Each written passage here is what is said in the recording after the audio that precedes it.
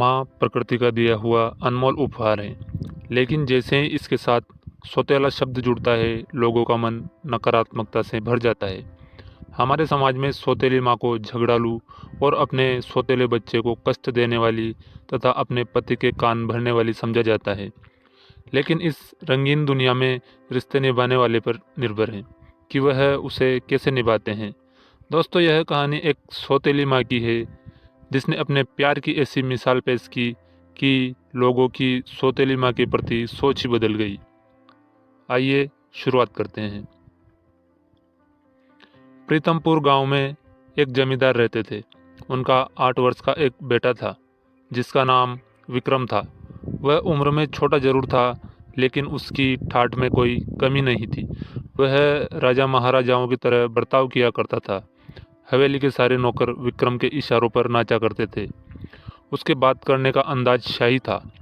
विक्रम की माँ यानी जमींदार की पत्नी का 6 माह पूर्व देहांत हो चुका था। जमींदार अपने बच्चे की जवाबदारी अकेले नहीं संभाल पा रहे थे, इसलिए वह दूसरी शादी करने का विचार करते हैं। गांव के पंडित जी उन्हें पहले ही कई रिश्ते दिखा चुके थे। उन्हीं में से एक अच्छी पढ़ी लिखी लड़की जमींदार को पसंद आती है। वह एक गरीब परिवार की लड़की थी। उसके पिताजी अपनी बच्ची के भविष्य के लिए एक बड़े घर में रिश्ता करना चाहते थे और जमींदार एक बहुत बड़ी हवेली का मालिक होने के साथ साथ कई तरह के कारोबारों का भी मालिक था, जिसे देखकर लड़की के पिता एक बच्चे के बाप से अपनी बेटी की शादी करने को तैयार होते हैं। दोनों की उम्र में लगभग 12 वर्ष का अंतर था। पंडित जी अच्छा मुहूर्त देखकर दोनों की शादी बड़ी धूमधाम से करवाते हैं। गांव में जमींदार की बहुत इज्जत थी, इसलिए शादी में पूरा गांव शरीक होता है। बारात में जमींदार का बेटा विक्रम भी घोड़े में बैठा होता है। वह देखने में बहुत सुंदर था। बारात में सभी उसे देख रहे होते हैं, लेकिन विक्रम को अपनी नई माँ से मिलने की जल्दी होती है। बारात में सिर्फ वह उन्हें देख पाया था, अब वह उनसे मिलने का इच्छुक था। पहली बार अपनी सौतेली माँ के घर आते ही विक्रम उनका राजसी स्वागत करता है। वह भी आते ही विक्रम को प्यार से गले लगा लेती है। जमींदार की नई पत्नी स्वभाव से बहुत शांत और सुशील थी। वह विक्रम को देखकर बहुत खुश हो जाती है। विक्रम बहुत प्यारा बच्चा था, इसलिए वह पहली नज़र में उसे अच्छा लगने लगता है। वह विक्रम को एक सगी माँ की तरह प्यार करने लगती है। विक्रम के जीवन में खुशियाँ आ चुकी थी और अपनी सौतेली माँ के आने से विक्रम अपने पिता से भी ज़्यादा खुश था। उसे अब अपनी सगी माँ की कमी महसूस नहीं हो रही थी। उसका जीवन खुशहाल हो चुका था। एक दिन जमींदार सुबह सुबह बिना नाश्ता किए ही घर से निकल जाते हैं और दोपहर को वापस लौटते हैं, लेकिन बिना कुछ खाए पिए वह अपने कमरे में चले जाते हैं। कई घंटों तक जब उनके कमरे का दरवाज़ा नहीं खुलता तो उनकी पत्नी दरवाज़ा खटखटाती है। काफ़ी देर तक दरवाज़ा खटखटाने पर भी अंदर से किसी की आहट सुनाई नहीं देती। तभी वह नौकरों से दरवाज़ा तोड़ने को कहती हैं और जैसे दरवाज़ा खुलता है, उनके पैरों तले ज़मीन खिसक जाती है। जमींदार फांसी के फंदे से लटक रहे होते हैं और उनके बिस्तर पर एक चिट्ठी रखी होती है।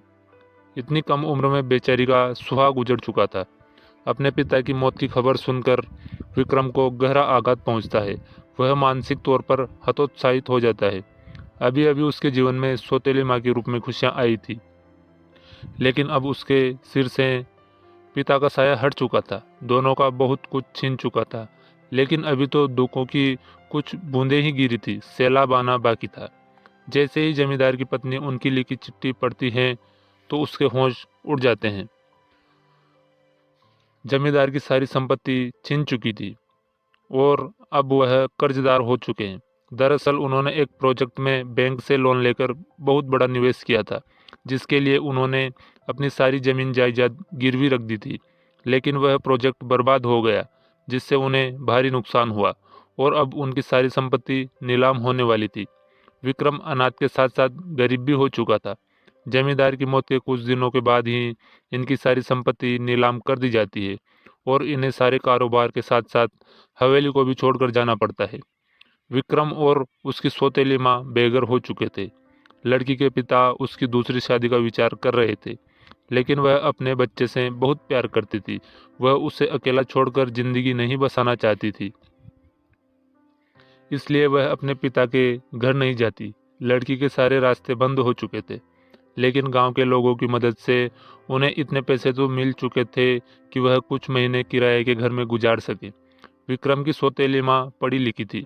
वह शहर जाने का फैसला करती है और थोड़ा बहुत सामान लेकर अपने बच्चे के साथ बस से शहर चली जाती है। शहर पहुंचकर वह एक झुग्गी झोपड़ी में कमरा किराए से ले लेती है और वहीं अपने बच्चे के साथ रहने लगती है। घर का खर्च चलाने के लिए वह गली गली खिलौने बेचने का काम शुरू कर देती है और उसी से अपने बच्चे का गुजारा करने लगती है। विक्रम को गरीबों वाली जिंदगी पसंद नहीं आ रही थी। उसे खाने को 2 वक्त की रोटी तक ढंग से नसीब नहीं हो रही थी। कई बार विक्रम को कचरे से खाना उठाकर खाना पड़ता। विक्रम के सारे ठाठ जा चुके थे और वह अपनी बेसहारा माँ के साथ शहर में दर दर की ठोकरें खाने आ चुका था। धीरे धीरे उसे गरीबी में जीने की आदत होने लगती है। विक्रम को जो मिलता वह वही खा लेता। विक्रम को रह रह कर अपने पिता की याद आती है, क्योंकि पिता के राज में उसे 56 भोगों से सुशोभित भोजन प्राप्त होता था, लेकिन आज वह एक एक निवाले के लिए तरस रहा है। एक दिन विक्रम रास्ते में किसी से खाना मांग रहा होता है। तभी रास्ते से गुजर रही कार में बैठा एक व्यक्ति उसे पहचान लेता है, क्योंकि वह कई बार विक्रम के पिताजी से मिलने हवेली जा चुका था। वह विक्रम के पास पहुंचकर अपनी कार रोक देता है और गाड़ी से उतरकर विक्रम से उसके हालातों की वजह पूछता है। बड़े दिनों बाद विक्रम से किसी ने उसके हालातों पर चर्चा की थी। अचानक विक्रम फूट फूट कर रोने लगता है। वह उन्हें अपना समझकर सारा दुख बयान कर देता है। यह व्यक्ति एक बहुत बड़े व्यापारी थे और वह जमींदार को अपना अच्छा दोस्त समझते थे, लेकिन व्यापारिक यात्राओं के कारण कई सालों से वह जमींदार से नहीं मिल पाए थे। जैसे उन्हें जमींदार की मौत का पता चला तो उन्हें भी बहुत बड़ा झटका लगा।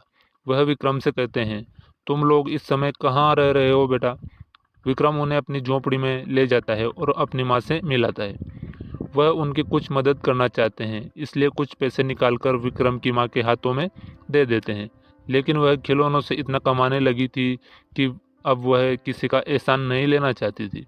जैसे इन्हें पता चलता है कि विक्रम की माँ खिलौने बेचती हैं, वह खुश हो जाते हैं, क्योंकि इत्तेफाक से इनकी भी एक खिलौनों की फैक्ट्री है और उन्हें एक अच्छी सेल्स गर्ल्स की तलाश थी। विक्रम की सौतेली माँ सड़क पर खिलौने बेचते बेचते एक कुशल विक्रेता बन चुकी थी और वह इनकी कंपनी में नियुक्त होते ही अपनी कड़ी मेहनत और लगन से 2 सालों के अंदर खुद की एक छोटी सी खिलौने बनाने की फैक्ट्री खोल देती है।